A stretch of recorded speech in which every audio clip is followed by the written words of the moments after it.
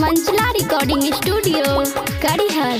देखनी है जब से हावड़ा के पुल पे दिल हम लव यू बोले लागल जोर से।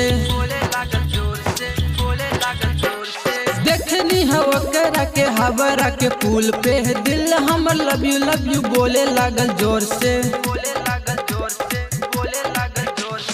हम तह अपना पापा के पारी बोल दिहनी लव यू त हमरा डांटे लागल हमरा डांटे लागल। हम तह अपना पापा के परी तू त गाँव के गवार कह के हंसे लागल त कह के हंसे लागल।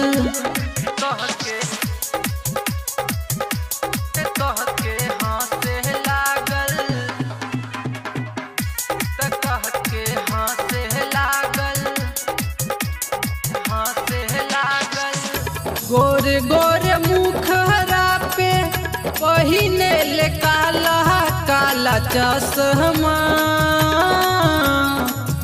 लागेला हीरोइन जैसे मन करे देखत रहियो करा। सुनाए मैडम चढ़ल बतोहरी ई जवानिया। सुनाए मैडम चढ़ल बतोहर जवानिया।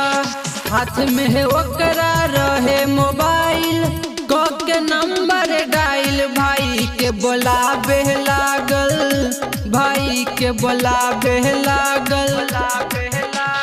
हम तह अपना पापा के परी तू त गाँव के गवार कह के हंसे लागल तो कह के हंसे लागल।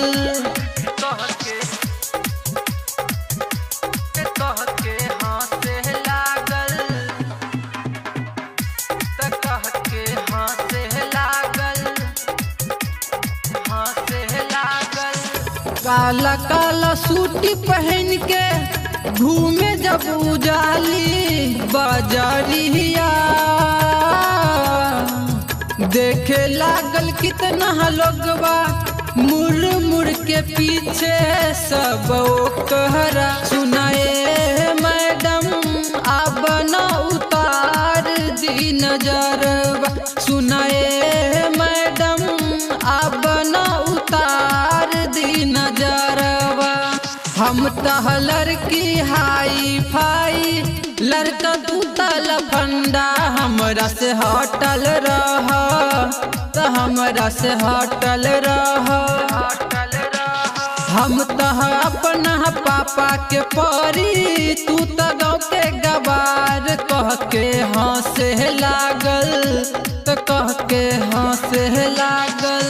Presented by Savaria Music.